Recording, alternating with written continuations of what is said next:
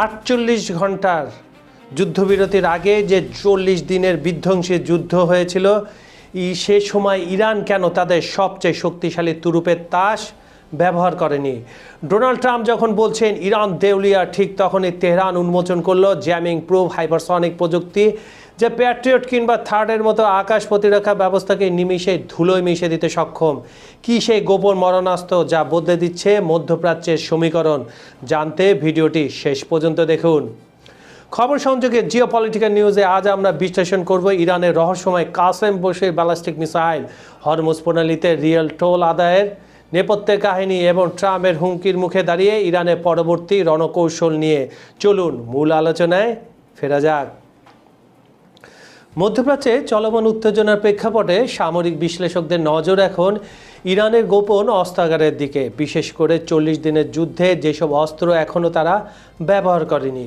যুদ্ধবিরতির আগে ইরান তাদের সর্বাধুনিক পঞ্চম ও ষষ্ঠ প্রজন্মের হাইপারসনিক মিসাইল ও অত্যাধুনিক ড্রোনগুলো ব্যবহার করেনি। তাই সামরিক বিশেষজ্ঞদের এখন সেই সব অস্ত্র নিয়ে বেশি মাথা ব্যথা।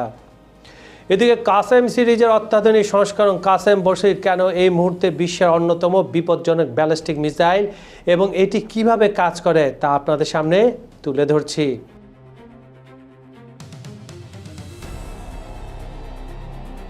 প্রথাগত ব্যালিস্টিক মিসাইলের একটি বড় দুর্বলতা হলো লক্ষ্যবস্তু খুঁজে পাওয়ার জন্য জিপিএস বা স্যাটেলাইট সিগন্যালের উপর নির্ভর করা। শত্রু দেশগুলো সহজে ইলেকট্রনিক জ্যামিংয়ের মাধ্যমে এই সিগন্যালকে বাধাগ্রস্ত করতে পারে। 2025 সালে আনুষ্ঠানিকভাবে উন্মোচন হওয়া কাসেম বশির মূলত এই জ্যামিং সমস্যার চূড়ান্ত সমাধান হিসাবে তৈরি করা হয়েছে। এটি একটি সলিড ফুয়েল, যেটাকে আমরা কঠিন জ্বালানি বলে থাকি, সেটা দিয়ে চলে। আর এটি 2 স্তরের মিসাইল যা যে কোনো মুহূর্তে উৎক্ষেপণের জন্য প্রস্তুত রাখা যায়। এটি একটি মোবাইল ট্রাকের এই জন্য বলে যে এটা ট্রাকের উপরে থাকে বিশাল বিশাল লরি, যে তার উপরে ফিট করা থাকে, আর এটা সবসময় ভ্রমণের মধ্যে থাকে, তাই এর সঠিক স্থান খুঁজে পাওয়া অসম্ভব। মহাকাশের কিনারে পৌঁছানোর পর এই ওয়ারহেডটি আলাদা হয়ে যায় এবং ম্যাক 10 বা শব্দের চেয়ে 10 গুণ বেশি গতিতে বায়ুমণ্ডলে প্রবেশ করে। এই পর্যায়ে মিসাইলটির অপটিক্যাল শিকার আক্ষরিক অর্থে চোখ মেলে দেয়। এটি কোনো স্যাটেলাইট সিগন্যালের আশায় না থেকে ইনফ্রারেড ক্যামেরার মাধ্যমে নিচের মাটি দেখতে শুরু করে এবং স্বয়ংক্রিয়ভাবে আগে নির্ধারিত করা ডিজিটাল ম্যাপের সাথে একেবারে মিলিয়ে নেয়। লক্ষ্যবস্তুর তাপ বা আকার শনাক্ত করার পর ওয়ারহেডটি তার গায়ের ছোট ছোট অ্যারোডাইনামিক ফিন ব্যবহার করে শেষ মুহূর্তে প্রচণ্ড গতিতে দিক পরিবর্তন করতে পারে। এই আকস্মিক দিক পরিবর্তনের সক্ষমতায় প্যাট্রিয়ট বা থার্ডের মতো আকাশ প্রতিরক্ষা ব্যবস্থাগুলোর প্রেডিক্টিভ অ্যালগরিদমকে পুরোপুরি ব্যর্থ করে দেয়। অর্থাৎ প্রতিরক্ষা ব্যবস্থাগুলো যখন মিসাইলটির সম্ভাব্য গতিপথ হিসাব করে পাল্টা আঘাত হানতে যায়, মিসাইলটি ততক্ষণে তার পথ বদলে ফেলেছে। What a technique produce by Iran. এখন প্রশ্ন আসতে পারে, কেন এই অস্ত্র এখনও ব্যবহৃত হয়নি? আধুনিক ভূ রাজনীতিতে নিজের সেরা অস্ত্রটি সরাসরি যুদ্ধে নামার মানে হলো নিজের হাতের তাসের চাল শত্রুকে দেখিয়ে দেওয়া। ইরান এখনও এই মিসাইলটি ব্যবহার না করার প্রধান কারণ হলো এর গোপনীয়তা রক্ষা, এবং সেটাকে তারা বজায় রাখছে। একবার ব্যবহার করলে শত্রু দেশগুলো এর গতিপথ এবং প্রযুক্তি স্টাডি করার সুযোগ পাবে, যা ভবিষ্যতে পাল্টা প্রতিরক্ষা ব্যবস্থা তৈরির পথ তৈরি করে দিতে পারে শত্রুপক্ষকে। তাই কৌশলগত কারণে তেহরান এই মরণঘাতী মিসাইলটিকে তুরুপের তাস হিসাবে জমিয়ে রেখেছে।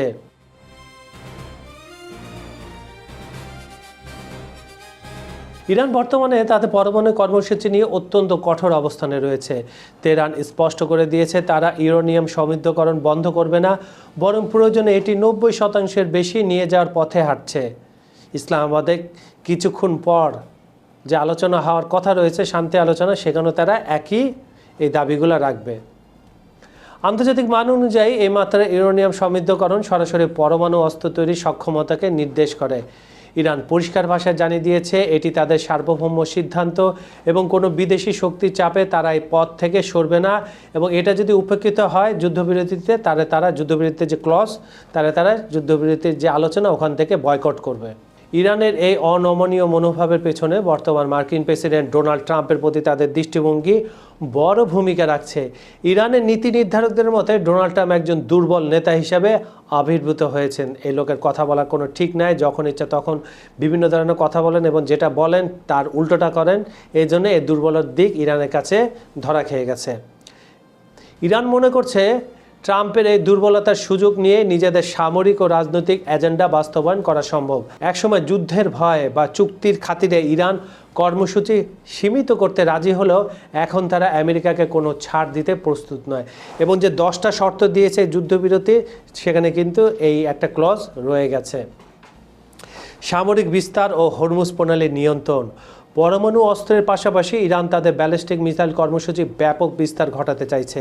একই সঙ্গে বিশ্বের অন্যতম গুরুত্বপূর্ণ বাণিজ্যিক পথ হরমুজ প্রণালীর উপর পূর্ণ নিয়ন্ত্রণ প্রতিষ্ঠার লক্ষ্য নিয়ে এগিয়ে যাচ্ছে তারা। ইরানের মূল লক্ষ্য হলো এই অঞ্চল থেকে সমস্ত মার্কিন সামরিক ঘাঁটি সরিয়ে দেওয়া এবং মধ্যপ্রাচ্যে আমেরিকার দীর্ঘদিনের আধিপত্যের অবসান ঘটানো। এবং ইসলামাবাদে আজ যে বৈঠক অনুষ্ঠিত হওয়ার কথা রয়েছে, ইরানের সেই 10 দফা শর্তের মধ্যে এই শর্তগুলো তারা রেখেছে।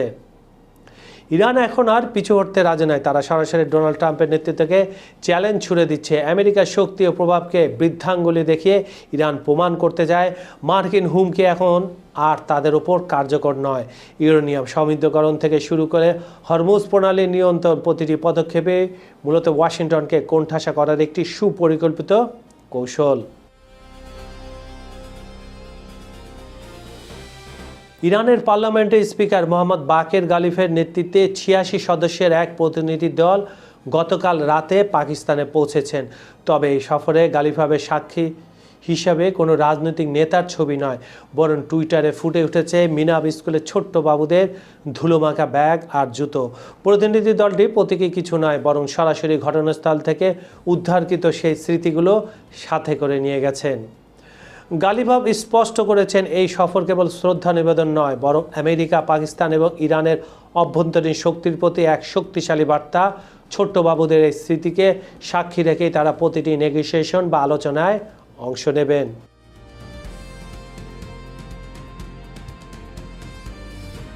যুক্তরাষ্ট্রের প্রেসিডেন্ট ডোনাল্ড ট্রাম্প ইরানের নেতাদের কঠোর সমালোচনা করে বলেছেন তাদের বর্তমানে কোনো শক্ত অবস্থান নেই এবং তারা শুধুমাত্র আলোচনার স্বার্থেই টিকে আছেন। আজ সামাজিক যোগাযোগ মাধ্যমে ট্রুথ সোশ্যালে দেওয়া এক পোস্টে তিনি মন্তব্য করেন, হরমুজ প্রণালী অবরুদ্ধ করে বিশ্ববাসীকে জিম্মি করা ছাড়া ইরানের আর কোনো ক্ষমতা নেই। অন্য এক পোস্টে তিনি ইরানিদের যোদ্ধাদের চেয়ে মিথ্যা মিডিয়া ও প্রচারণায় বেশি দক্ষ বলে কটাক্ষ করেন। এদিকে পাকিস্তানের রাজধানী ইসলামাবাদে নির্ধারিত আলোচনা ব্যর্থ হলে ইরানে পুনরায় হামলা চালানোর ইঙ্গিত দিয়েছেন তিনি। নিউ ইয়র্ক টাইমসকে দেওয়া এক সাক্ষাৎকারে ট্রাম্প জানান, মার্কিন যুদ্ধ জাহাজগুলোকে বিশ্বের আধুনিকতম ও শক্তিশালী অস্ত্রে পুনরায় সজ্জিত করা হচ্ছে। ট্রাম্প স্পষ্ট করে বলেন, যদি আমাদের মধ্যে কোনো চুক্তি না হয় তবে আমরা সেই অস্ত্রগুলো অত্যন্ত কার্যকরভাবে ব্যবহার করব। আমি ট্রাম্পের মুখের ভাষায় বললাম যাতে আপনারা সহজে কানেক্ট করতে পারেন। আগামী 24 ঘন্টার মধ্যে আলোচনা ভাগ্য নির্ধারিত হবে বলে তিনি হুঁশিয়ারি করে দেন। তিনি অভিযোগ করেন, ইরানি নেতারা পর্দার আড়ালে পারমাণবিক অস্ত্র ধ্বংসের কথা বললেও গণমাধ্যমের সামনে ইউরেনিয়াম সমৃদ্ধ করার ঘোষণা দিচ্ছেন। এই দ্বিমুখী আচরণের কারণে তাদের সাথে কোনো চূড়ান্ত চুক্তিতে পৌঁছানো সম্ভব কিনা তা নিয়ে ট্রাম্প সংশয় প্রকাশ করেছেন।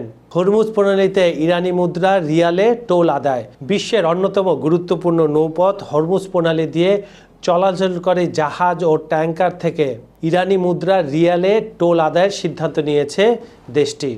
গতকাল দেশটির জাতীয় নিরাপত্তা কমিশন এ তথ্য নিশ্চিত করেছে। যদিও এর আগে চীনের মুদ্রা ইউয়ান বা ক্রিপ্টোকারেন্সিতে টোল নেওয়ার গুঞ্জন ছিল, তবে শেষ পর্যন্ত রিয়ালে টোল নেওয়ার বিষয়ে সংসদীয় প্রস্তাব গৃহীত হয়েছে। মুম্বাইস্থ ইরানি কনসুলেট জেনারেল সামাজিক যোগাযোগ মাধ্যমে এই সিদ্ধান্তের কথা নিশ্চিত করেছে। বন্ধুরা, তাহলে কি ডোনাল্ড ট্রাম্পের আলটিমেটাম আর ইরানের এই তুরুপের তাস মধ্যপ্রাচ্যকে এক মহাপ্রলয়ের দিকে ঠেলে দিচ্ছে, নাকি 24 ঘন্টার এই আলোচনার টেবিল থেকে বেরিয়ে আসবে শান্তির কোনো নতুন সমীকরণ? উত্তরটা সময়ের হাতে। তবে তেহরানের এই কাশেম বাসির যে গেম চেঞ্জার হতে যাচ্ছে তা নিয়ে কোনো সন্দেহ নেই। আপনাদের কি মনে হয়, ট্রাম্পের হুমকি কি ইরানকে দমাতে পারবে, নাকি হরমুজ প্রণালীতে ইরানি মুদ্রায় টোল আদায় আর পরমাণু সক্ষমতা তেহরানকে এক অপ্রতিরোধ্য শক্তিতে পরিণত করবে? আপনার মূল্যবান মতামত আমাদের কমেন্ট বক্সে অবশ্যই জানান। আপনাদের প্রতিটি মন্তব্য আমাদের পরবর্তী বিশ্লেষণের অনুপ্রেরণা। আর হ্যাঁ, ভূ রাজনীতির এই দাবা খেলার প্রতিটি চাল সবার আগে বুঝতে আমাদের চ্যানেলটি সাবস্ক্রাইব করে বেল আইকনটি চেপে রাখুন। ভিডিওটির তথ্যবহুল মনে হলে একটি লাইক দিন এবং বন্ধুদের সাথে শেয়ার করতে ভুলবেন না। আপনারা যারা বাংলাদেশ, ভারত, মধ্যপ্রাচ্য কিংবা ইউরোপ, আমেরিকা থেকে আমাদের দেখছেন, আপনাদের সবাইকে জানাই আন্তরিক ধন্যবাদ। আজ এই পর্যন্তই, দেখা হচ্ছে পরবর্তী ভিডিওতে নতুন কোনো চাঞ্চল্যকর ইস্যু নিয়ে। ততক্ষণ পর্যন্ত ভালো থাকুন, সুস্থ থাকুন আর খবর সংযোগের সাথেই থাকুন। আমি কাজল হায়দার আজকের মতো বিদায় নিচ্ছি। আল্লাহ হাফেজ।